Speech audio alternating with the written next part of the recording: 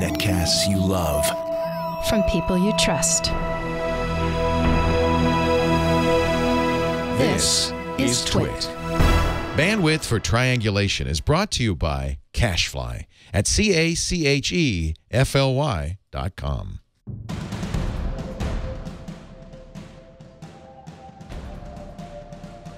This is Triangulation episode 309, recorded Monday, July 31st for Monday, August 7th, 2017. Scott Johnson. This episode of Triangulation is brought to you by FreshBooks, the ridiculously easy-to-use cloud accounting software used by over 10 million people. Try it free for 30 days at freshbooks.com/triangulation. And by Rocket Mortgage by Quicken Loans. Home plays a big role in your life. That's why Quicken Loans created Rocket Mortgage. It lets you apply simply and understand the entire mortgage process fully so you can be confident that you're getting the right mortgage for you. Get started at rocketmortgage.com/triangulation. Hello, welcome to Triangulation. This is the show where we talk with some of the awesomest people on the internet, in technology, doing all sorts of crazy cool things online and beyond. I'm Jason Howell, by the way. I'm always happy to sit in the chair for Triangulation because I get to talk to some of my favorite people. And that is totally true today. Scott Johnson is joining us today. Frog Pants Network, Extra Life webcomic, podcaster extraordinaire. Can I call you an extraordinaire of podcasting? Sure. I don't even know what the definition of an extraordinary is anymore. I'm happy to bear the title. Yeah. I'm pretty sure, I mean, extraordinary is in there, and I would qualify you as being very extraordinary, Scott Johnson. Oh, thank you. I put the air in extraordinary. So that's right. How you doing, man? It's always great to get the chance to talk to you, and it doesn't happen quite often enough. So that's why I wanted to bring you on. Talk about your skills, your abilities. You are a master of many crafts, not just podcasting, obviously, but you're also an artiste, and we will talk about that. I've also happened to have, I don't know how rare this is, the My Extra Life definitive collection, but I've got it, all of your comics in a single book. I'm very happy to have that. I only have 1 or 2 extra copies left, so technically it is sort of rare. What you could fetch for it, probably not much, but I'm always happy to see one of those out in the wild, so thank you for that. There is no eBay for Scott Johnson materials? Not yet. Well, there was a time, this is years ago, but I made a fun little side business out of buying unused toilet seats, brand new toilet seats at like Home Depot or Lowe's or whatever, and I would take it home and I would set up a camera and I would film myself just doodling all over it with like a Sharpie, just black ink. And by the time I'd be done, it'd be full of either a bunch of different drawings or a certain theme. I had a lot of video game themed ones and that sort of thing. And then I would eBay these things for whatever I could get for them and then give that money to charities. I haven't done this in a very long time, but now that you've mentioned something like that, maybe it's time to get back on that wagon, because that was a whole lot of fun. And I'm still not entirely sure why anybody wanted a toilet seat that I drew on, but it worked for a while. Wow. How many of I've never even heard of this. How many of those ended up out in the wild bathrooms of the world? Probably maybe 5, maybe 4. It wasn't that many. They took forever to do. There's YouTube footage of me doing them in high speed, seeing me drawing them. And the people I've talked to, generally speaking, who have gotten them have hung them up somewhere, not used them for an actual toilet seat. So that's something, I suppose. Okay. All right. I suddenly made that look that I suddenly gave was my realization that you were talking about the toilet seat and not an entire toilet. Because I really almost went there, and I was like, okay, the second obvious question is, how do you ship a toilet via eBay? But this is a really good point. And by the way, now you've given me a new idea. Full toilet. You started easy. It's time to ramp this up to the next level. Well, that's awesome. Well, that's one of the things that I love about your work, Scott, is that you're always thinking about new ways to take your art and your passion and package it up, because you have the audience, you have people on the other end that are willing to play that game with you and get your art in a bunch of different ways. I mean, I haven't really thought about getting art on a toilet seat before now, let alone a toilet.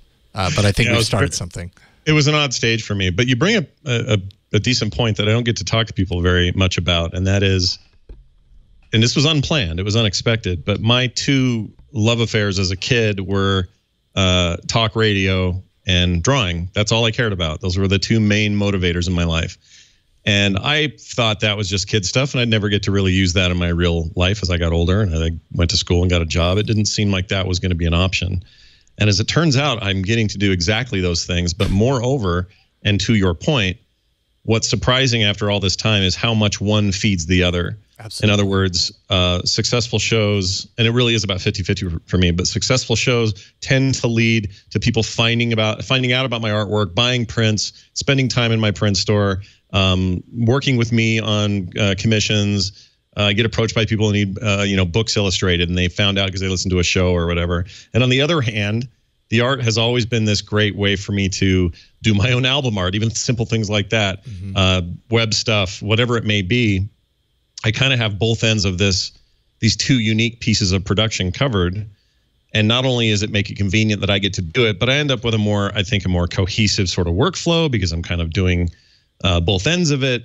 One sort of feeds the other. And by the end of it all, after all these years of doing this, it suddenly hits me. Yeah, it's like 50-50. 50% of my work and revenue is illustration and comics and that sort of thing. And the other half is all podcasts. And it's not necessarily two things you would automatically think of as synergistic points, but they turned out to be, and that's been one of the nicest surprises and something I didn't plan on or expect. That's awesome because you obviously from a young age had a passion in both of these areas, and I think a lot of people live their entire lives not realizing their passions as their actual, you hit a point where you could convert that into being your full-time job, and you are your own boss, and you get to let your passion drive how you earn a living for you and for your family. And a lot of people don't get that. When you were a kid, kind of, growing up and being exposed to talk radio and art and all this kind of stuff, how would your parents would have described you at that time period? Like, where did that passion come from? And what would they say about a little Scott Johnson running around in that regard? Oh, man. I think I was probably a bit of a challenge for my parents, especially my mom. I had a tendency to sort of draw on everything. If I had a job to do, like toilet seats.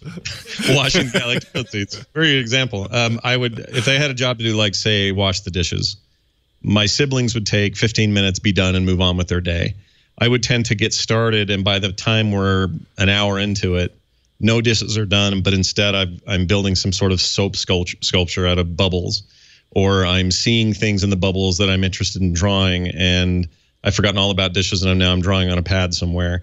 Like I had a really hard time focusing on mundane sort of workaday tasks and not having them evolve into fantasy worlds and stories I would tell myself and images and that sort of thing. So I think for a while they thought there was something wrong with me. Like straight up, in the 80s, they were taking me in to see psychologists saying, well, what's the deal? He can't focus. His grades are kind of bad. He draws all over his homework. Like those were the kind of common refrains. And I remember at some point I overheard a conversation with my mother and my father. And my mother was clearly the one that was more worried about what this meant for my future. And my dad was kind of on the side of, maybe this is what he's supposed to do. Maybe this is where he'll end up. So why don't we encourage it? Let's try that. And I remember very distinctly from that point on, I was probably 8 or 9. From that point on, feeling nothing but support and help from my parents in this regard. And they encouraged me constantly encouraging me to try new things, to do new stuff. They still tried to push me to be better, academically speaking, and whatever other responsibilities I had that weren't fun and creative. They wanted me to try to buckle down on that stuff. But for the most part, I think I kind of owe them a huge debt of gratitude, because they could have really clamped down and went, nope, we're pushing them through this very narrow definition of what we think somebody growing up in the world today should be, and that's just going to be how it is. And they opted not to do that. And I had a lot of friends whose parents did do that, and there are lots of regrets about what they could have done or should have done or would rather do. They're stuck in jobs they don't love, or in some cases they just lost the skills they had when they were a kid because they never, went on to push any further with those. So yeah, for the most part, I was kind of a goofy, weird kid, and I guess I'm just glad my parents decided to take a chance, because I'm guessing at the time it seemed a little nuts to take that chance. Yeah, I mean, obviously parents do so much to affect how their child, lives and understands the world and everything like that. And it could go two very different directions. And I feel like I've seen both in the people that I've met, between those children whose parents realized from a very young age that they had a very specific interest and fostered that, and those who were afraid of it because they didn't understand it or because it didn't fit those norms. And then that leads to, completely different troubles when they grow up. And one thing that's around this, as a parent of the modern age, maybe it was this way, 20, 30 years ago. It wasn't. I wouldn't say that my kids were my parents were necessarily driving me around to soccer practice and basketball camp and blah, blah, blah. Now I feel like parents are very busy keeping their children busy, and hopefully that ties into their passion. Were your parents, was there ever a point where they established kind of a foundation for you to model your art around once they realized you were super creative at that point? It was not so much as I think they just saw that I wasn't going to be the soccer kid. I tried. Right. I was bad at it. I hated it. So I quit playing soccer. Tried baseball, tried basketball. Outside of playing with my friends, I didn't enjoy it. So none of that competitive level, he's going to play for, basketball in high school stuff worked on me. Even though, like you, I'm a pretty tall guy, 6'4", totally could have played basketball if I really wanted to. It just wasn't my gig. And so I tend to hang out with the kids who were playing D&D on the weekends, and right. We're all playing, Nintendo games and just kind of screwing around, and didn't have a lot of friends outside of my sort of geek and nerd crowd. And I think they saw that was a good, healthy place for me to be. They saw that I was not only making friends there, but I had kind of a leadership role in these groups. And we were not up to no good. We were, generally speaking, interested in stuff that was dealing with science or dealing with, fantasy or science fiction or just fun, for lack of a better term, wholesome stuff for a bunch of, junior high and high school kids to be into. And I think that gave them a lot of, that helped them relax a little bit. Because we weren't, digging up dead cats and setting them on fire and putting them in moving cars or anything weird like that. Like we were, I don't know why that's so specific. I promise that. Yeah, but you know what? We all know what you're talking about. Yeah, you know what I mean. We identify. Kids are up to stuff, and that didn't so much interest me. But it's funny because that being allowed to sort of thrive in those peer groups has definitely evolved into what I do today. I mean, my shows, the entire network, my comics, all the content I create, almost 100% of it surrounds sort of the nerdier pursuits of life, whether it be video games or film or television or technology or whatever it may be. That's the bulk of what I do now. So I think that led to that. Like it at least let me know that I was running in the right circles. Little did I know, as most of us would not have known at that time of our lives, that one day we would be kind of the ruling class culturally. Like if you'd have told me in the 80s, hey, you're really into Spider-Man and Captain America and all that stuff. What if those were the biggest grossing films of the 2010s? I would have laughed in your face. I would have said, not only that would I have laughed, but I would have said, hey, Marvel's about to sell themselves off because they can't make it work. Like all of that stuff was so looked down upon, frowned upon, not developed for anything other than your average young kid. And to see it be the sort of standard mainstream entertainment today tells you everything you need to know about that generation coming of age. Mm-hmm. I was, I think, lucky to be in that generation, but more lucky to have entered adulthood right around the time the internet happened in a way that we could all use it, and have been able to stick with that all the way through today and found, the different doors that it opened for me. If I wanted to be a comic artist 20 years ago, I would have to rely on this old archaic system of go to a syndicate and say, all right, well, here's my stuff. And I submit it. And they turn it down 5 or 6 or 7 times, and maybe, just maybe, you get in, but only because you have a friend that works at Universal. So, okay, great, now I'm in, but that doesn't really guarantee anything. And I've sold all my rights off, and there are 50 editors between me and every paper. Like all of those things wiped clean and gone now. Sadly, to the detriment of daily comics and newspapers, because that's kind of a dying art now. But it opened up this brand new place where me and a reader can get this close to each other, and I can give them exactly what I want to give them. They can get exactly out of it what they want to. And today, with things like Patreon and a million other methods and ways, they can give back directly. That is crazy. And the fact that I've been able to sort of ride that wave from its inception has been this huge benefit for me. And I cannot imagine what it must have been like for somebody with these same kinds of ideas and pursuits. They just would have been ignored or looked over. They just didn't have a voice. And now everybody, be they mediocre to excellent, has a way to do it, and they can all make their way with it. And it's pretty insane. It's good for me. It's good for me to do shows like this because I don't think I appreciate that as much on the day-to-day as I should. And definitely thinking about it more today. Well, we're going to get into, Scott, into kind of at a deeper level what that meant, what that transition meant when you were, kind of moving things into the online realm, taking your art, going there, then, of course, the podcast studio and everything, right after we take this quick break. This episode of Triangulation is brought to you by FreshBooks. They have an all-new version of their cloud accounting software that you're going to want to check out. It's going to make running your business easy, fast, and secure. The FreshBooks dashboard actually gives you quick access to your spending, outstanding balances, total profit, and accounting reports like sales tax summary and profit loss.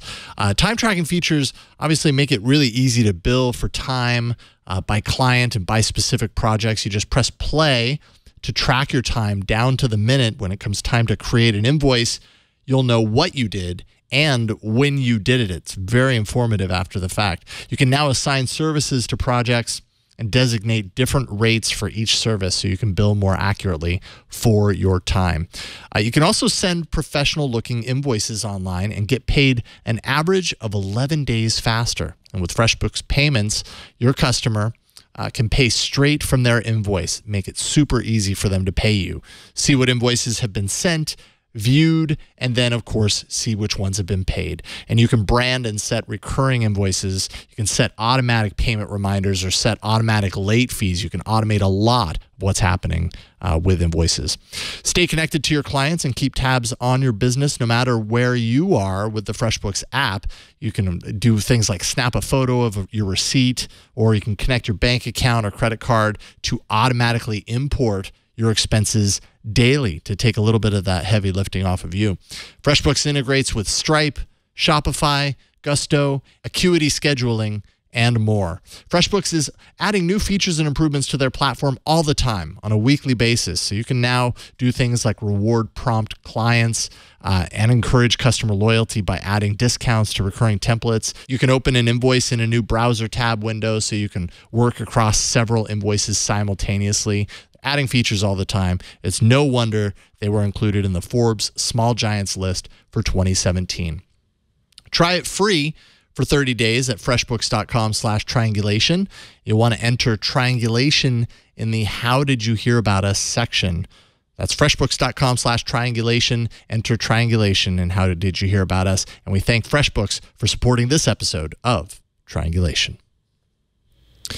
So, okay, so you've made this transition from, being a kid with a growing interest in art and learning how to do this, and then suddenly you're a little bit older, the internet comes along, it enables, everybody's kind of learning as they go along, but what I think the internet coming into the form in the way that it did actually did in retrospect is it democratized so much of this stuff. And I mean, how long did it take for you to get to the point where you were like, let me take my art, let me put it online, we'll do Extra Life webcomics? I mean, maybe that was just the second part of this transition. When did that all begin? Well, so right out of high school, I went to college and studied art, mostly very traditional stuff, because again, at the time, there were no specialties into digital art. Digital art didn't exist really at that point, right? Not in the form it does today. It was for the very privileged few, that sort of thing. You might be able to take back then like a PageMaker class. Of course, PageMaker doesn't even exist anymore, but you had the sort of the Adobe stuff happening, and you were working on Macs and that sort of thing. But that was about the extent of that side. It was mostly focused on desktop publishing. And so when I got in there was a lot of life drawing classes and studying art history and that sort of thing. Working toward that kind of stuff. Working toward being a commercial artist / graphic designer, but I didn't know where I would end up. Jump forward to like 93, 94-ish. And, Usenet's a huge thing, and I'm playing Doom because I downloaded it off the internet, which was still relatively unknown to people who hadn't quite seen what the web would become. So along comes the World Wide Web a year later, and then in my mind, everything changed, or at least started to change. I started to see what the internet could be, and that could be a whole lot of things. It was still kind of hard to get in those early days, though, because registering a website was still expensive. It was tricky. Nobody really knew how to do it. And then hosting somewhere, there weren't a million hosts to host your website. You had all very limited options in those early days. So I tinkered a lot, messed around a lot of video game stuff happened around then. 96, Quake came out, and we couldn't get enough of Quake, and we were playing it over dial-up connections, and it was the amazing thing ever. But I still was working for a company, was doing graphic design for them, kind of biding my time, all the while creating art and doing other things the traditional way, submitting them to magazines, trying to get into Psychology Today or whatever with some single panel comic. And they'd send these nice letters back and tell me, how warmly appreciated it was that I would submit, but sorry, we're not, can't use it at this time sort of thing. That was just kind of my mode. And suddenly in the late 90s, mid to late 90s, things like hosting become possible. A little weird format called MP3 happened. I remember that one. That really changed my life. And at the time, in 1998, I started what may be, I don't know if it's the first podcast ever. I don't take any credit for this because I don't know. Because it wasn't a podcast, that's for sure. But it was a 56K downloadable MP3 file that I created weekly for a video game I was really into. And I created basically a fan show for it. And I had call-ins, and I had, all this kind of stuff, very radio-like stuff. Oh, and by the way, at this time, I'm also volunteering every weekend at a local AM radio station, talk radio station, just to come in and do computer tech calls during this computer segment they had. They didn't pay for it. It wasn't a paid gig or anything, but I just loved it so much, and I'd go in there and I'd just volunteer and do it. So I was already had that kind of bug going on. I start this little show. We put it up on a web page. People can download it. What was the name of the show? It was called Infiltration Radio, and the game was called Infiltration. It was actually a mod for Unreal Tournament back then. And I was super, super into it. The game was really neat. Did a lot of things that modern games have borrowed from since, whether they know it or not. But anyway, I was so into it that I was producing this content, and then also started a webcomic. And that webcomic was called, I think I called it Real Tunes. It was stupid, but it was basically like jokes about military-style shooter games. And I started putting that up in various places, and that ended up getting picked up by, at the time, GameSpy.com, which was still sort of running big then. And that started an interesting relationship. And then the show, continued to grow and do all these things. But again, there was no podcasting. There was no RSS. It was basically Winamp players. People would download and play it on that thing. And it would take forever to get a 5 meg file because, again, we're back in the Napster days here. Yep. And but that really was the start. That's when things were like, whoa, okay, these are two things I can not only do, but I'm getting like reactions out of people. I'm getting emails flooding in. I have questions. People want to be interviewed. I have stuff happening, and I didn't, there's no money being made, but there was definitely this weird interest. And that's where it dawned on me. This could be a thing. I didn't know how quickly or what its final form would be. I'm still not sure, by the way, of all these questions, because I don't think we're anywhere near final form on this stuff. But I knew there was something there. Jump ahead a bunch of years. I started Extra Life Radio right around the time I started the comic. That comic started in 2001.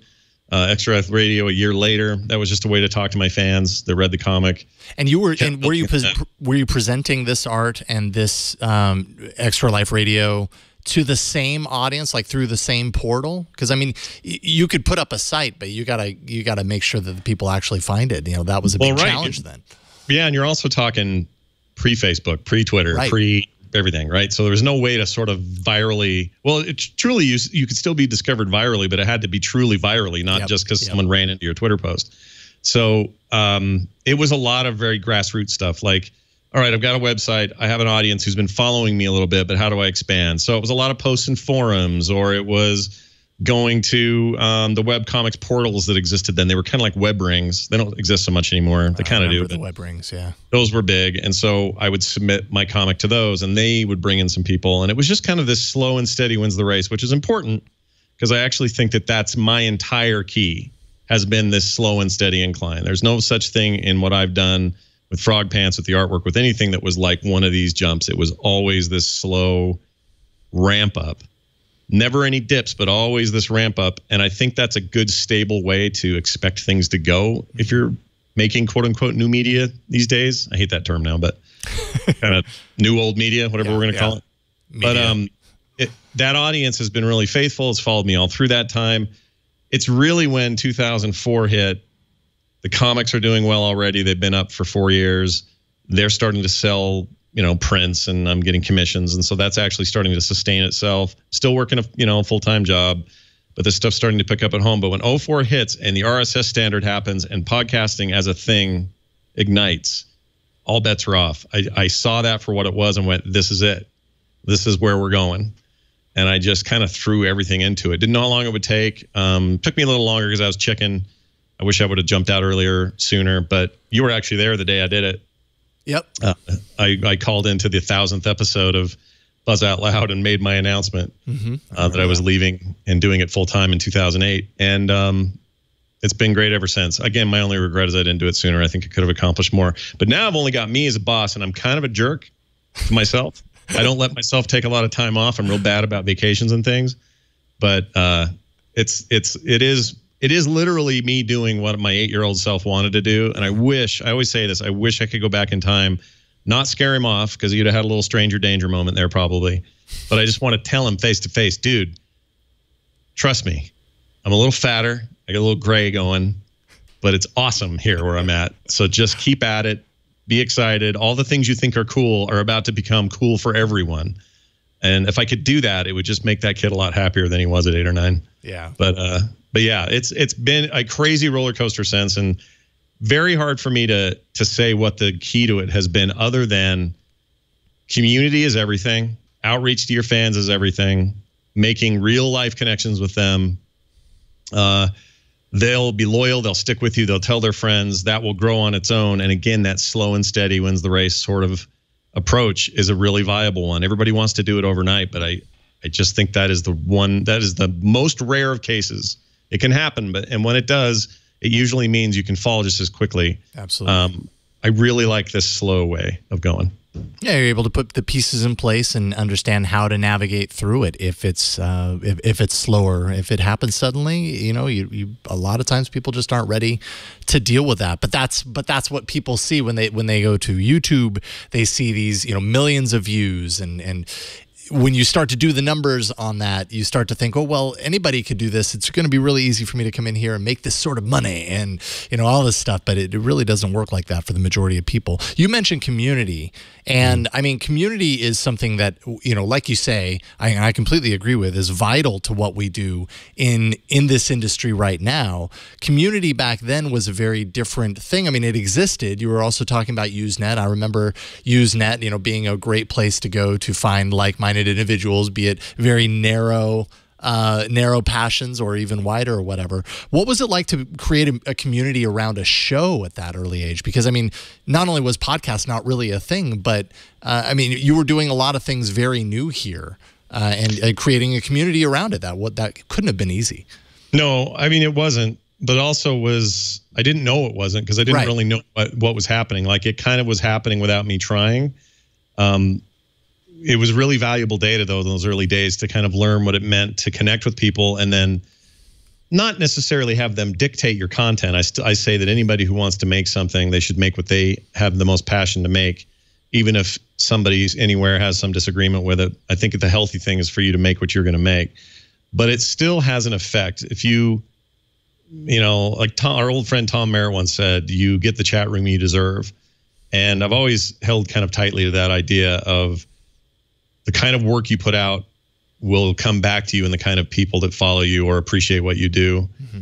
And that became pretty apparent early on. And it was, to get back to what it was like then versus now. I mean, Usenet, what is Usenet if not Reddit of 30 years ago? Totally. What is, Facebook, if not forums of 10 years ago? At the time that this was all hitting for me, it was mostly forums, and forums were just starting to take off as a huge thing. You'd start to see websites that were just forums. That's all they did, was cater to a certain community, and this was especially true in PC gaming circles, which I was a big part of.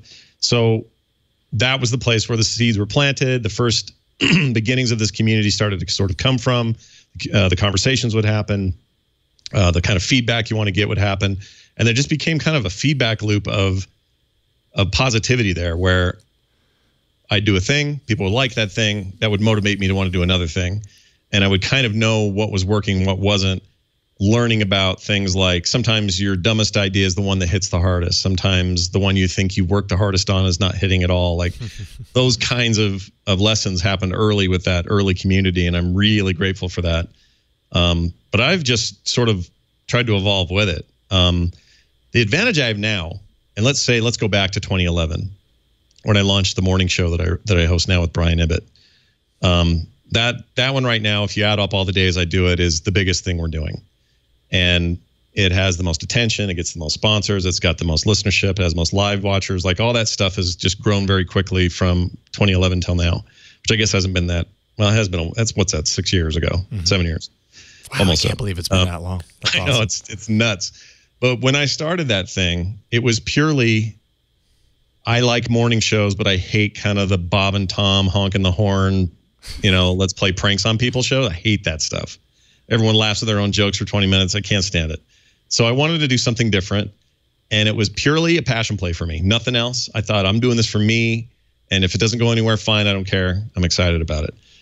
And that ended up being, a big deal for me. Totally hit.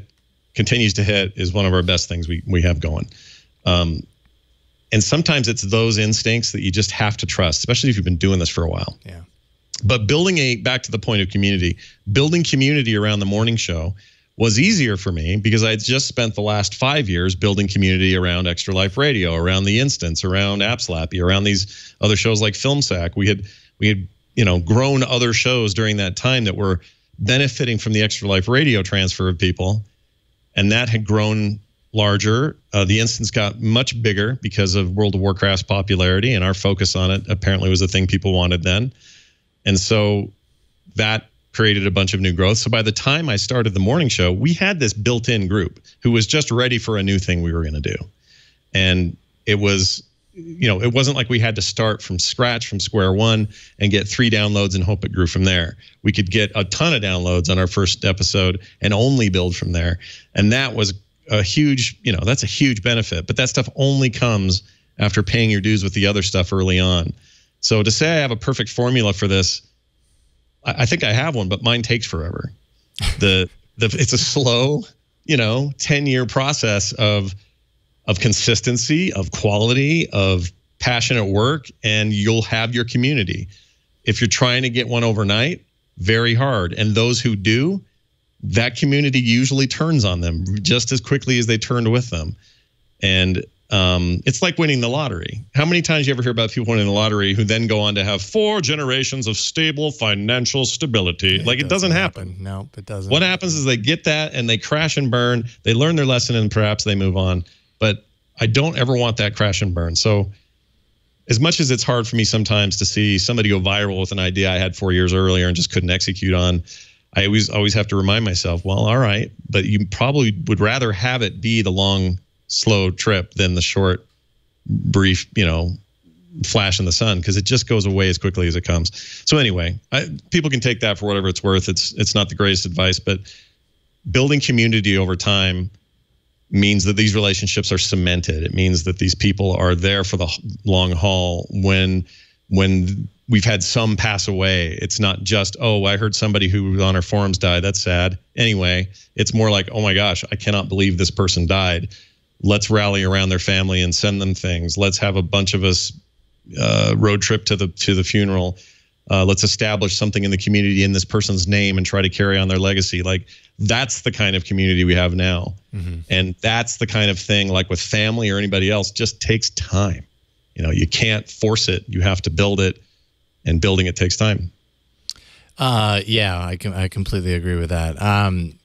How is community different between what you're doing with podcasts? Because Extra Life Radio, this is like still officially when that launched, pre-podcast, but that was 2003.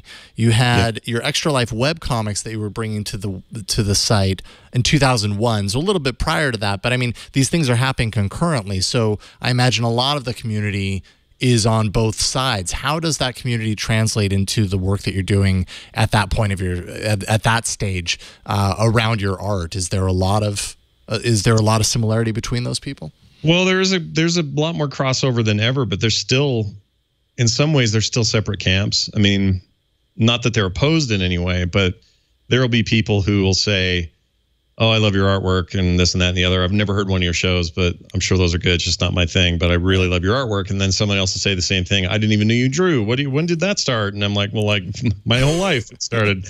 So there is a lot of left hands, not exactly always totally sure what the right hand's doing community wise. But I think I'm okay with that. Actually, I think I'm really good with that, because I can't expect there to be this homogenous group of exact-minded people. Like any community, it's not feasible.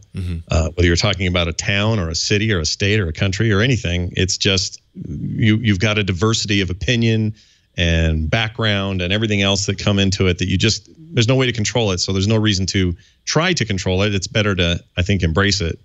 So what I always do is just try to lightly encourage people to check the other side out. So if there's an opportunity on a show to run a contest for some signed artwork, some framed art I did or whatever, I'll run the contest on the show, and that will let those who already are sort of into both get excited, and those who don't know about it maybe get a first taste of it. Same thing goes on the other side. I can create, album art for other shows and have them go, oh, wait, is he the same guy that hosts the morning show? Oh, weird.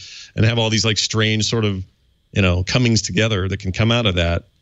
But let them happen on their own. Like I'm a big proponent of not trying to squeeze that stuff through a Play-Doh machine and get the perfect shape out the other side. Yeah. That's a pretty good analogy right there, dude. You can use that sometime if you want it. I think it's actually pretty perfect. I would completely agree. But Play-Doh also has a lot of annoying things. It gets in the carpet, you track it through the house. It's a good point. All right, we're going to talk. I really want to dive into kind of your digital art life, and maybe even get into some of the tools that you use, how that's evolved over the years, that sort of stuff. We'll talk about that here in a moment. This episode of Triangulation is brought to you by Rocket Mortgage by Quicken Loans. It's all about, whether you're looking to get a mortgage for a new home, or maybe even, refinance your existing mortgage. You can do that all with Rocket Mortgage by Quicken Loans, and they make it really easy.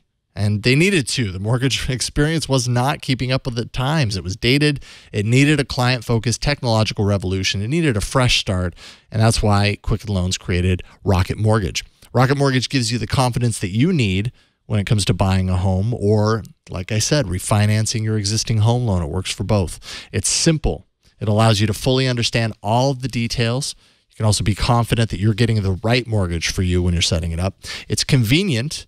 Their trusted partners allow you to share your financial information with Rocket Mortgage at the touch of a button. It's powerful, whether you're looking to buy your first home or your 10th, got a portfolio of homes. Rocket Mortgage is able to perform thousands of calculations in seconds based on your income, your assets, and credit. Rocket Mortgage will analyze all of the home loan options for which you qualify, specifically for you, matched to you, and find the one that's just right for you. Rocket Mortgage by Quicken Loans. Apply simply, understand fully, mortgage confidently. To get started, go to rocketmortgage.com/triangulation. That's rocketmortgage.com/triangulation. Equal housing lender, licensed in all 50 states, NMLS, consumeraccess.org, number 3030. And we thank Rocket Mortgage by Quicken Loans for their support of Triangulation. So Extra Life webcomics, that's happening online. At this point, when was the transition between doing art the old-fashioned way and the new way when it comes to digital tools? Because much of what you do right now, especially, and I imagine back then too, I mean, were you drawing your art on a piece of paper and then scanning it? Were you using full-on digital tools like I assume you are right now? What did that look like then? So when I started the myextralife.com comic in 2001, I had jumped to a hybrid solution, and it's from other work I'd been doing previous to that that sort of led to this. But basically, it was two stages. It was ink on paper, and then I would take that, or pencil and ink on paper. Then I would take that stuff, scan it, I'd pull it into a computer. At the time, it was a PC. I would run Photoshop, and I would color using Photoshop, using like a Wacom Intuos tablet. Nothing with a screen on it, just a nice flat basic under $50 tablet. I did that for years and years and years. And always on the horizon was the potential of this, Wacom huge 21-inch sort of lifestyle I could live. But it was always way out of my price range, and I just kind of took me forever to get to it. That all changed it started to change in about 2004. I started drawing directly onto screen, but I would scan in pencil sketches first. Then I would use that same Wacom, and I got really good at like eyeballing the screen and matching it up with what my hand was doing. A skill I wouldn't necessarily recommend for people because it's a huge pain in the butt to get down, but I think it helped me along the way. And by the way, I should mention this. Back then, I thought I was pretty good. I thought my stuff was all right. I think now, in retrospect, I was terrible back then.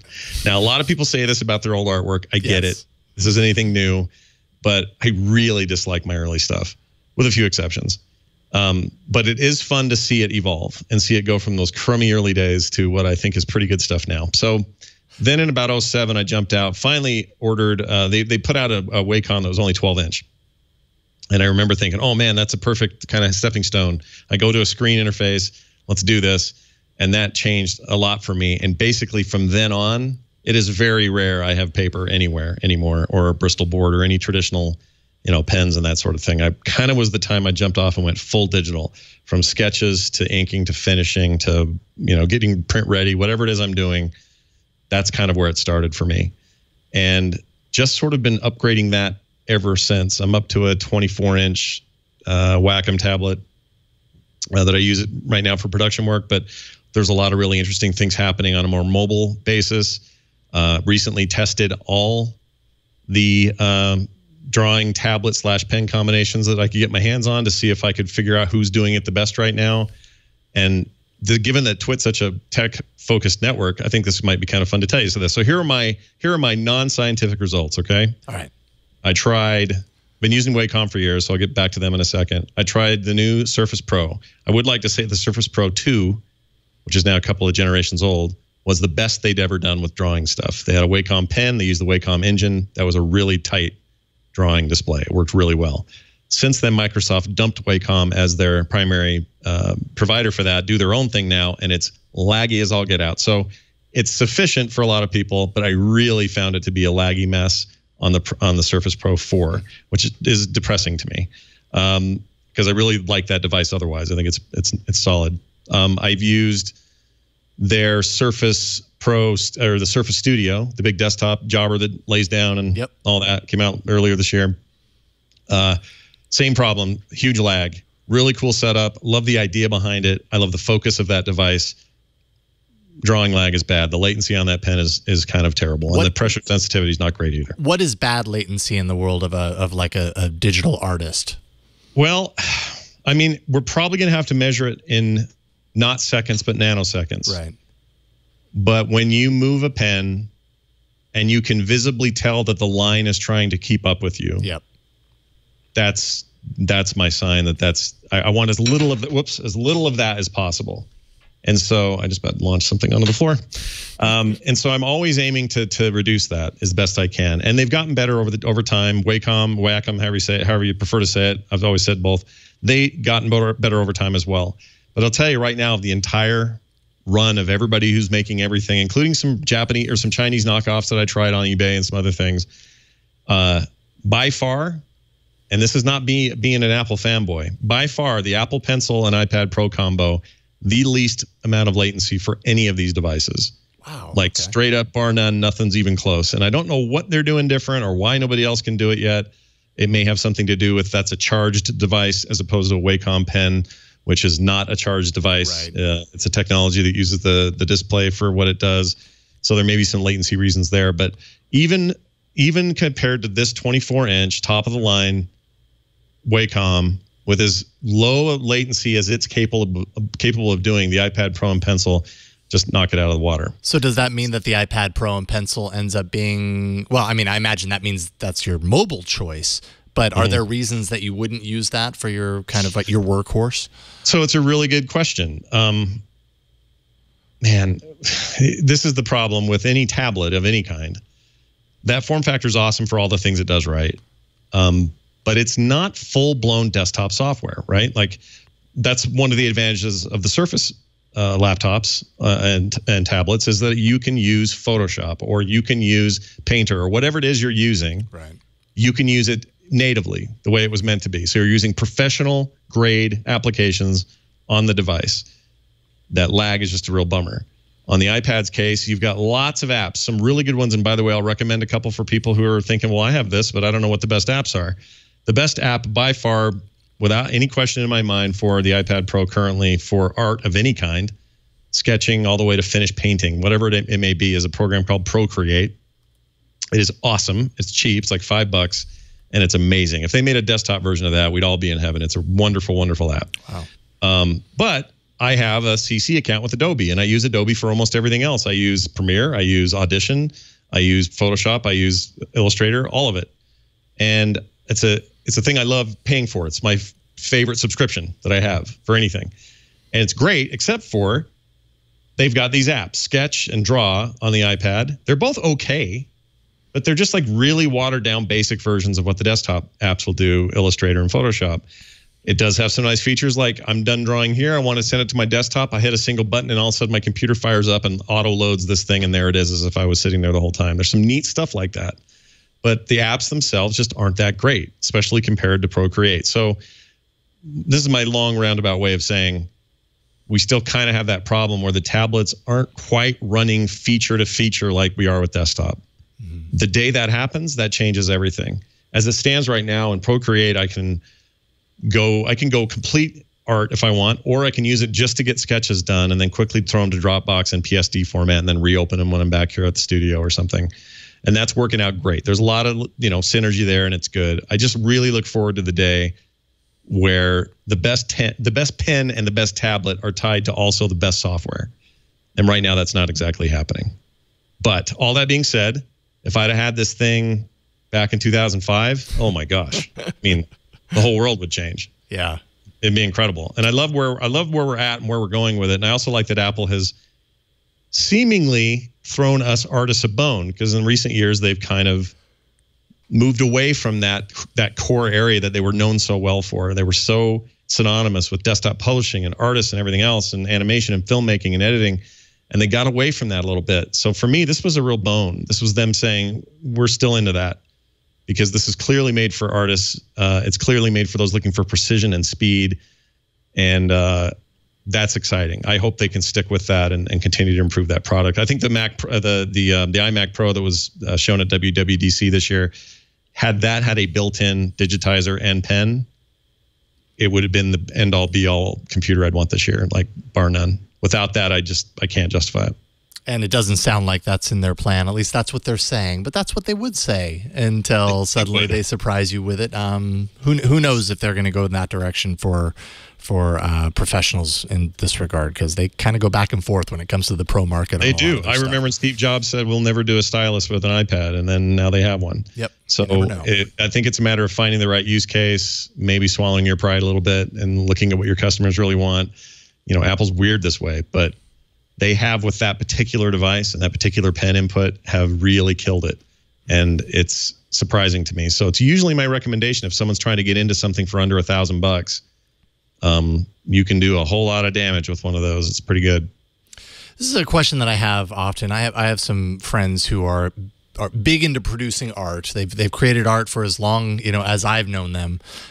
Yet when it comes to the tricky kind of transition from creating it because you're passionate about it to creating it for, as a business or as a way to live your life, creating for money, let's say, that ends up being monetizing their passion ends up being a big challenge. Not only that, producing on a schedule, which I think is somewhat required when you move into this professional realm, at least to a certain degree. How did that play out for you in the time of Extra Life, where you were on this regular schedule, where you were putting up art very regularly? I know that probably swiftly improved your capabilities doing it so often, but did you ever have challenges around meeting that schedule, monetizing your passion? Did you ever have any hangups there? Well, that's a really great question. No one's really ever asked me that before. The schedule shifted a lot over the years too. There was a time where I was doing 5 comics a week. Then there was a time I was doing 1 a week. Then there was a time I was back to doing 3. Right now I do as many as I can get up there a week. It's a little less stringent now, but the idea of having to put yourself in a creative space on a schedule is almost antithetical to being in a creative space. Absolutely. So it's a really interesting point you bring up, and absolutely has an effect. What's funny is sometimes it's when I throw my arms up in the air because I'm writer's blocked, or I can't think of anything funny or worth talking about, or trying to draw or whatever, and then I just throw something weird down, ends up just solving the problem. It ends up being more shared and more liked and more whatever than something I would have put a bunch of extra thought into. So I do think there's something to the discipline of just sometimes just, you know, blurp it out and hope it sticks. Which sounds reckless, but it kind of is a great way to sort of get your creative juices going. I think of it as kind of a blockage in a pipe or something, and you're just blowing that thing out. So you've got a nice smooth attempt the next time. That's kind of starting to sound kind of gross actually, but that's kind of what I'm doing. and it still comes up, you know, I'll have an idea and it just doesn't work, or I get frustrated, and all I'm thinking about is, well, I said I'd have this on Tuesday. Right. Instead of what I should be saying is I should have this when it makes the most sense to have it. So it's a balance. It's hard. I go back and forth. Where it gets really tricky is when you're doing somebody else's work. So if you're doing a commission, or you're doing a book illustration or a cover or something, and I've had to do all of those before. If you're working with somebody who really trusts your instincts, piece of cake. You come up with a concept, they approve it. You ink it, they approve it. You color it, they approve it. Like all steps of the way, they're like, I want Scott Johnson work. And so I'm glad you're doing that for me. Done. They pay you, you get out of there. But then there is always this off chance, or maybe more often than not, that somebody's got very specific ideas in their own head. They just can't execute it personally. So they're having you do it. And they're maybe pulling you in directions and pushing you in places you don't want to go, or you don't know how to go. Sometimes it's beyond your skill set. Sometimes it's just you hate it. A lot of times for me, that's what it is. I just hate somebody's idea, and I can't stand executing their idea because I think it's just such a bad idea. And I've even said to them, this is a bad idea, and they still want their idea. That's when it gets really hard, because you've got schedule, you've got deadlines, and you're making a thing you don't love. But I'm a firm believer that those are dues you have to pay. You can't just cherry pick only the things you want to do in anything in life, let alone this business. So there are plenty of days where I'm not inspired to do a morning show. And there are days where I was, but the show went bad. And there were days where I wasn't inspired, but ended up being the best show ever. And there were days when I didn't want to record anything, and I still did it, and it was bad all around. Well, them's the breaks as far as I'm concerned. You have to do it to obtain those skills, to get better at it. And what usually happens is, if you've done this enough, call it the 10,000 hour rule or whatever you want. But if you've done this enough, you get to a place where someone will hear what you thought was a bad show, or they'll see what you think is crappy art, and they don't see it. They'll see it and go, oh, I love this. What are you talking about? I thought you were great today. What do you mean that you thought the show was a little lousy? You're to a point professionally where you are not letting that leak to people. You're just critiquing your own work. And to them, it still looks professional. It still looks good. It's still better than what they expected. So somehow balancing the ability to always remember that, but also be willing to push through, I think is really, really important. I think that's an even higher level of becoming a professional in a creative world, right? It's like you start off with a passion and creativity, and you do it because you love it. At a certain point, you evolve to this point where you're like, well, maybe this could be the thing that I do. And then you have to learn how to work with, you know, things that maybe aren't so fun, like a schedule or a requirement from a client, or just getting over the fact that you're getting paid for something and there's inherent pressure involved there. The next evolution of that is to get beyond that, to be able to remember all aspects, you know, be able to give your creativity to a level that it appeases you, and that you understand that the person on the other end trusts your input, and you can go ahead and accept money for that. It's okay. Yeah, you know? yeah. It's all right yeah, exactly. Sometimes you just have to let yourself do the things that feel a little uncomfortable. Yeah. And oftentimes even stuff I don't like that I finished today, I'll look at it in a year and go, oh, actually that was pretty good. Yep. Like you'll have a more objective perspective on your own stuff as time passes. Yep. Another really interesting aspect of this, that kind of building that work ethic and teaching yourself how to push through these things. for me specifically has had even a greater impact. I have 3 kids, and all 3 of them seem to be heading to very creative pursuits. My oldest daughter quit her job and is now working as a full-time wedding and infant photographer. And she's turning down clients because she's that popular. This isn't just dad pride moment. This is like straight up, she's killing it. And she's doing it on raw talent and raw motivation. I have another daughter who's getting into animation and illustration and is already seeing that pay off in huge ways. Supposedly her artwork's going to show up in the season premiere of Bob's Burgers somehow. I don't even know serious. how. Her art is great, by the way. She is really good. She's far surpassed me at her age. Like not even a remnant of closeness to she where has an excellent mentor. Yeah. Now that's kind of my key. And Nick seems to be following a lot of the same path. He does a lot with 3D modeling and some other stuff. But living in a household where that creativity is encouraged is one thing, and we do that. But secondly, and not to make this all a parenting tip, because I work at home, I am in this studio, I'm constantly building this content. It's kind of a weird dad job. All right. Hard to explain. I just got back from a family reunion for 2 weeks of family reunions, 2 different families, and probably explain 0 of what I do to people properly. Nobody really gets it. Just don't get it. And that's okay. But these kids, they see me do it every day. They're a part of it in a very real way because they help with some of the logistics of what we do and stuff they kick in on. I think that's really cool and important. It helped me raise my kids, to be honest, because they saw that you can do something you have a lot of passion and fun for, but you just have to focus and get it done. Like sometimes just getting it done matters. Sometimes doing it for yourself matters. Sometimes it's hard. Sometimes it's easy. They get to see it happen in real time. Whereas if I was at some 9-to-5 office, they don't see what I'm doing. They don't know what that's like. They don't understand how getting the Wilson contract took 2 weeks and a few sleepless nights. Like they don't get that. But here they got it. They got to see it. When I had to cancel a show, they see how hard that is and how that can tear you up to have to let one of your babies go a little bit and do it for financial reasons. And then on the other hand, they get to see big successes like something get mentioned in a thing, or I had some artwork show up in the second, this is so dumb though, in the second National Treasure movie, the Nicolas Cage movies. Some fan worked on the show and did some digital stuff post-production, and there's a scene where Ed Harris is holding a newspaper, and there's a drawing and a reference to my comic strip and my name down there on this paper. And that came out of nowhere. I had no idea that was going to happen. But you know how popular your kids think you are if that happens? No kidding. It's totally dumb and no one's ever going to notice it. But your kids go, "Oh, Dad, that's cool." It's just easier to raise your kids if they get to see you do this work all the time. So take that for whatever it's worth. But I'm a big believer in that having a kind of a radiating effect, because I'm seeing them do it. I'm seeing them go out and take some of the dumb mistakes I've made and already know what to do instead of that. And it's pretty heartening. That's pretty awesome. That's fantastic, because you're instilling in them confidence around their creativity. Maybe or maybe not. Maybe they would or maybe they would not have known or cared about kind of this creative direction had they not been as exposed to it. But they're obviously very good at it, and they have an excellent mentor in the process.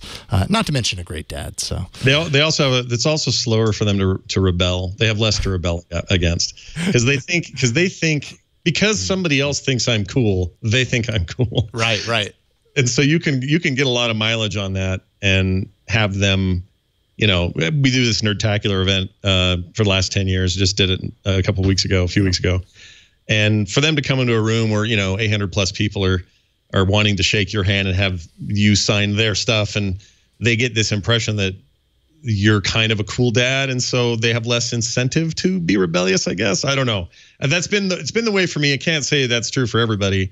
Like I wouldn't want to be Will Smith's kid, or it's a bad example, but I think fame is the double-edged sword, but internet fame is kind of great because it's not really famous. So we were just talking about Nerdtacular, and we're going to get to that in a second. I think one thing that's really important when you talk about Nerdtacular is, and we keep coming back to this, the sense of community that's built around all of the stuff that you're doing online. We talked a little bit about your art, but you do have a pretty monstrous podcast network going on, which you've added show after show after show over the years to, like the morning stream, which is your daily show.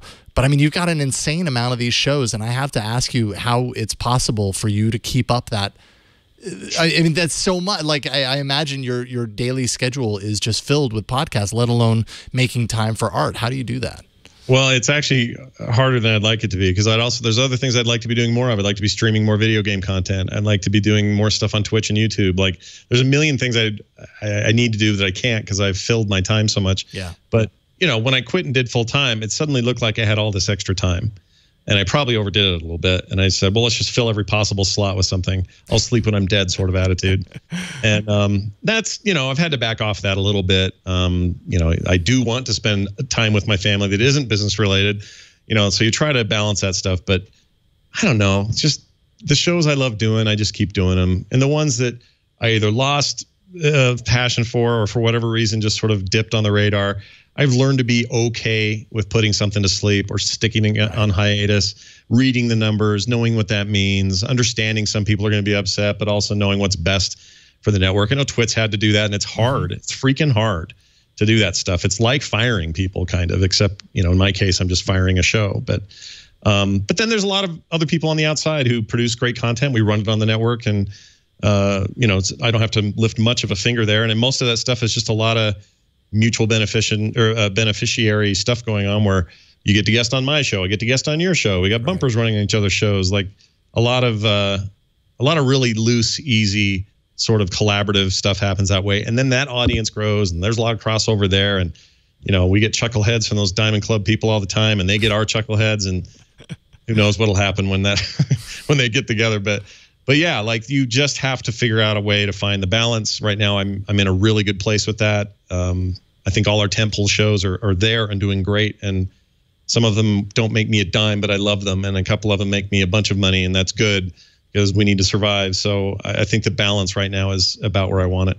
Yeah, and I mean, one show that we haven't even mentioned, I don't know if it's come up once, but it's actually pretty important to the history of you, is The Instance, which has been around for such a long time. Also kind of a testament to how strong of a community and a fan base World of Warcraft has. It's kind of insane that a show about World of Warcraft is still around and still is a popular thing at a time when World of Warcraft, I mean, how long has World of Warcraft been around? 15 years? So it launched in November of 04. I'd been playing the alpha since early 03, and it has been, I mean, I will say just straight up, one of the great things of my life and career has been covering Blizzard stuff, getting to know those people. Some of my favorite people and best friends now that I talk to around the internet and around the world either work for or have worked for Blizzard.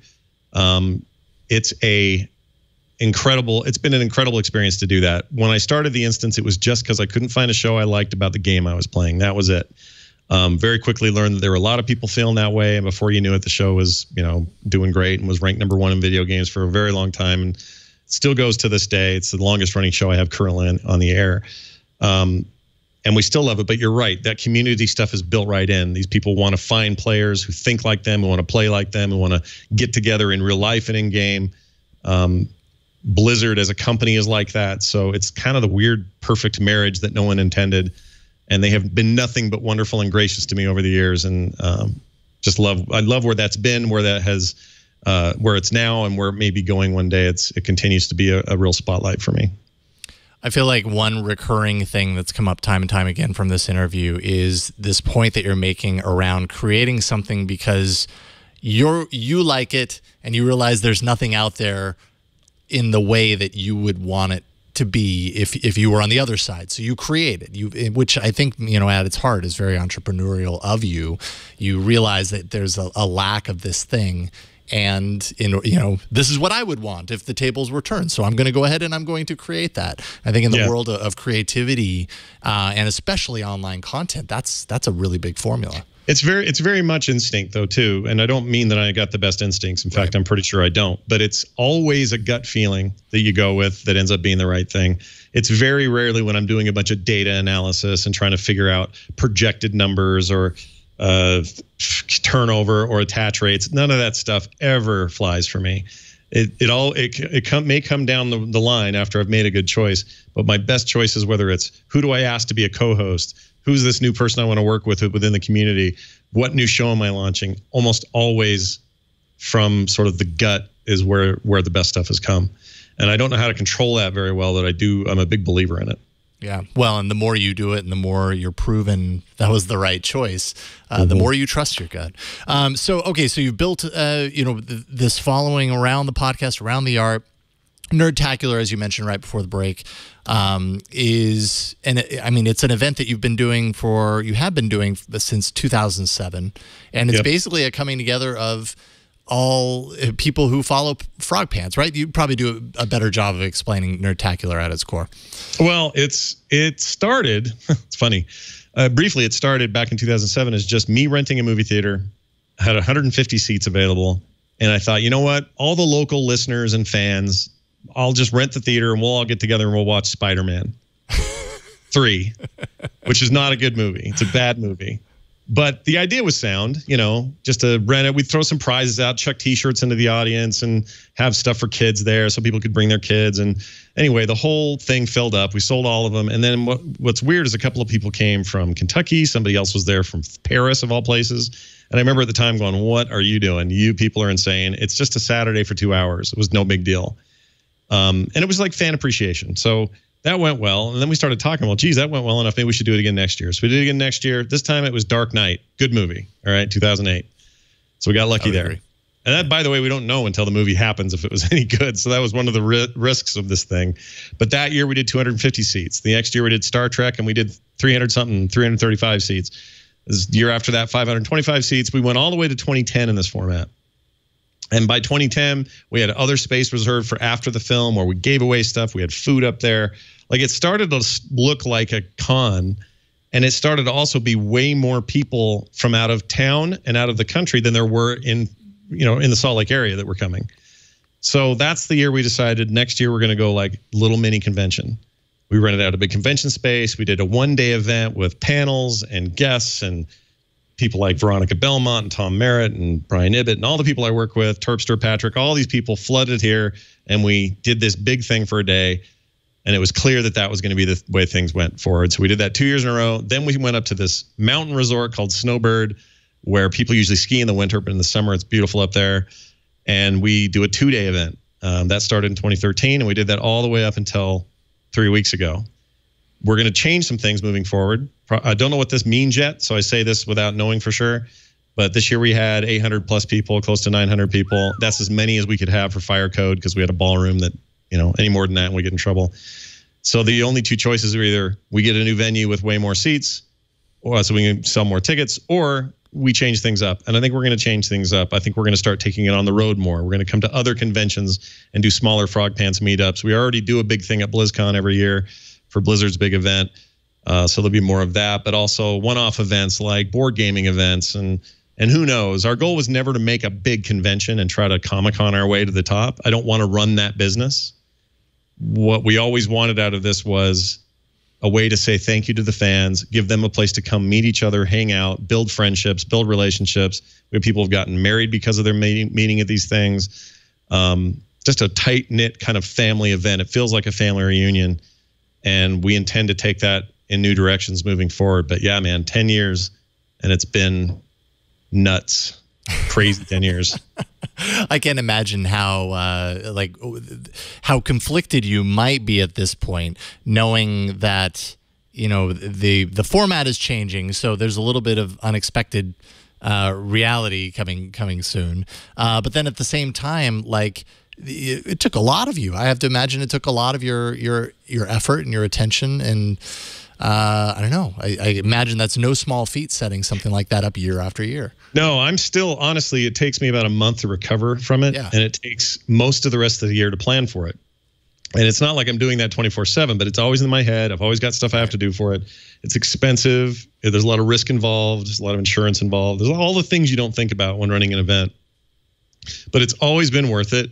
And everybody's been always just incredible and wonderful. And I mean, we had people from every continent there this year, and some people from as far away as Hong Kong and as close as 2 streets down the canyon. Like, it just is this big, crazy I want to call it a love fest because it's starting to sound like a weird thing, but it's not. It's not like that. But it's just like this really great place where you can be yourself. You're in a safe place. People trust each other. There's just a lot of really good vibes there. And I'm going to miss this format, but I am excited about what we can maybe do in the future for what it means to bring communities together. Go to places where they can't come this far, right. Or have regional meetups where maybe I'm not even involved so much, but they can kind of bloom and blossom on their own and become their own thing. There's a lot of opportunity here, and we're just sort of, I don't know, we're in just finished one mode trying to figure out what's next mode, but we'll get there for sure. Right on. Well, I highly regret the fact that I did not make it out to a Nerdtacular. That's no yeah. Well, maybe I'll bring the next one to you. Who knows? I'll be out and we'll bring it to Petaluma next time. I don't know. We have an extra room in our home. We have a den. I think we can fit everyone there. You got room for about 1,200 people? It'll be fun. I think we can make that work. Okay. So final question. This has just been, by the way, so awesome talking with you. I love every chance I get to chat with you, and especially to chat about passion. I'm way big into the whole kind of passion around creative arts and stuff. So it's super inspiring to me to hear you talk about kind of where you've been able to bring your passion and make it, a success in all parts of your life. What would you say at this point is your biggest dream? If you have a dream, if things continue the way they are and you're building towards something, I don't know if that's a 10-year or a 20-year plan, but looking forward, what do you hope to accomplish? That's a really good question. I think probably. Wow, that's actually a really great question. Because so much of it is hacking through the jungle with a machete, trying to figure out where you're going as you're doing it. And there's so much about what we and what Twit and what everybody's doing that is unknown. Like we're just still kind of scraping what's possible from our independent position. What I hope to do in the next 10 years is adhere to the changes that happen, follow the technological curve, so that I don't want to ever be behind in this. Like I don't ever want to be in a place where I don't understand what the kids are doing. And that sounds like an old man thing. And I don't mean it to sound that way, but what I mean is I don't want to be that person that really got into ham radio, but that's where it stopped for them. I want to be willing to move forward. If VR is the future of the way we create independent entertainment or whatever it may be, commentary, then I want to be there for it. If it's something else, if it's AR, if it's haptic suits across the world, whatever it is, I would like to make sure I'm still there. I don't want to say, well, if it's not an RSS feed and an MP3 and a couple of ID3 tags, I'm out. Mm-hmm. Like that's something I just want to make sure I'm always open to. You always see people, even in technology, that get to a certain place, they're like, all right, I'm good. And they don't want to learn new things. They don't want to see new stuff. They don't want to, follow the trend.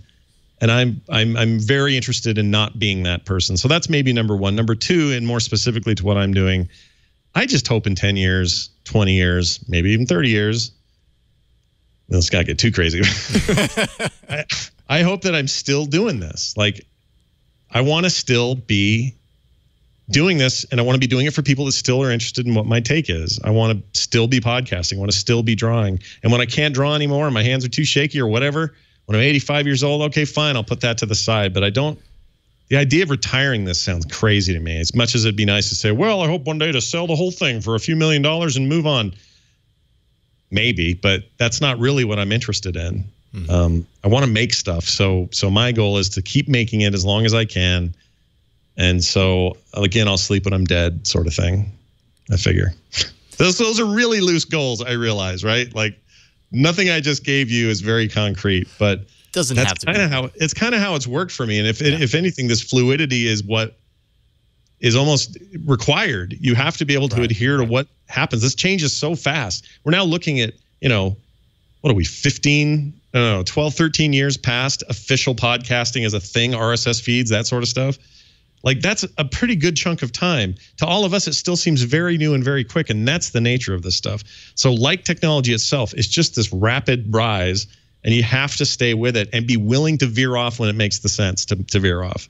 And that's all I'm saying, I guess, is I want to be agile like that and not lock myself into what I think is good and then end up being the equivalent of a ham radio operator in 2020. Right. And I like to think that when when you're 80 and your hands don't or might not work anymore and you can't draw in the way that you're used to, you'll be using your mind. Yeah, see? That'll probably happen. That'll probably happen in our lifetime. It probably will. Like we have been, I would say you're in the same category, you're a little younger than I am, but we are in this generation that has been lucky enough to have really cool advancements happen right when we needed them to. Yeah. And I feel a little, guilty about that because, like, straight up, you could even look at like things like the VCR and DVD, and when they happened were perfect times for me. CDs were perfect timing. Cassette tapes were perfect for when I was a kid. Like, they just were the right time for the right thing. And we're entering this era of an embarrassment of riches when it comes to technology and entertainment, how we get it, where we get it, how cheaply we get it. Like, it's an amazing time to be alive. So I don't see any reason why that has to stop. Just keep going till I'm 85 or however long I got. And, I got a long ways to go, people. That's like twice my life. I don't want to freak anybody out here or anything. But I, you think about these things. My kids are growing up. One of them's, or two of them one of them's completely out of the house. The other one's about to be, and the next one's about to graduate high school. No one's getting any younger. I just don't want to be that old guy that's like, I don't understand you kids with your holographic unit and your whatnot. I want to be grandpa who knows it, That's awesome.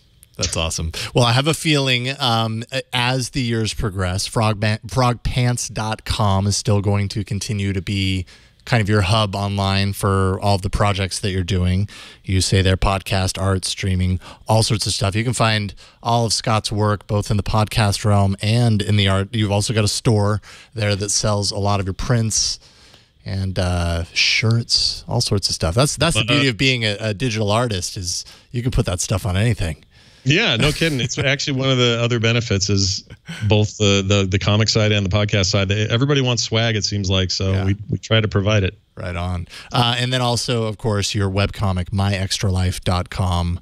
You're updating that. Is that a daily thing, or is No, it's roughly weekly now, although these family reunions messed me up last week, so I'm a little bit behind, but I got a fresh one going up either today or tomorrow.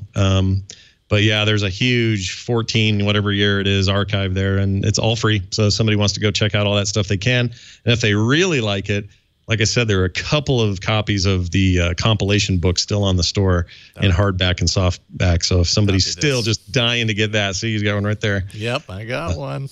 Yeah, it's awesome stuff. Thank you for that support, by the way. That means a lot. Absolutely, man. It was my pleasure. It's a lot of fun. I put a lot of weird stuff in that thing, put a lot of passion into it. I hope people enjoy it. And the cover art is not, I didn't do the cover art. It was created by a good friend of mine, Howard Porter, who is a DC Comics artist. And he did an incredible job. And you don't know it, but there are like three or four podcast references in that image, and it doesn't even matter because it's just this cool dude that killed all these superheroes. So anyway, if you want your own, it's available there. And I really appreciate you having me on today. It's been it's a blast. Always fun to come on Twitch shows, but always good to talk to you, Jason. Right on. You too, Scott. Where can people follow you online? I'm sure you've got the socials going on. In fact, I know you do. I follow you. Yeah, of course. In fact, remember when you and I were talking about changing our Twitter accounts to our real names? Remember that whole thing back in the day? Oh, I remember. Yeah. I'm glad we did that. I am too. In retrospect, I'm very glad. But there have been some rocky moments. It's still a point of confusion for a lot of people, by the way. But I'm happy with that. It can be a weird thing. Yeah. But if you want to, of course, frogpants.com's got all this stuff. But if you want to follow me on Twitter, I'm at Scott Johnson, just as it sounds, spelled out. I think you'll like what I have to say over there if you haven't already checked it out. And outside of that, you can probably, you know what? If you want to see shows when they're streamed live, here's a good place to go. Go to Frog Pants TV. Takes you straight to our Twitch page. Got a nice burgeoning community happening over there. Every show that we do, or most of them anyway, are recorded live there and then put out on the podcast feed. So it's a great place to get into the live chat room and hang out. But all that other stuff can be found at frogpants.com. Right on. Scott Johnson, keep up the awesome work, and thank you for hopping on today. This was a lot of fun. Thanks, man. All right, Thank you. We'll talk to you soon. You, by the way, can watch all of our interviews here on Triangulation. We talk to a lot of cool people, as you just saw. And if you go to twit.tv/TRI, or you can go to twit.tv/triangulation, you can find all the information that you need to subscribe to the show, to find the back catalog, which has well over 300 interviews at this point. We've got a lot in there, probably some that you've missed, so you might as well go diving and see what you come out with. And if you want to catch it live, we record record live every Monday at 2 p.m. Eastern, 11 a.m. Pacific, 1800 UTC at twit.tv/live. You can watch all our live shows there as they're recorded. But that is it for today's episode of Triangulation. I'm Jason Howell. Thanks so much for inviting me into your ears along with Scott Johnson today. And we'll see you next time on Triangulation.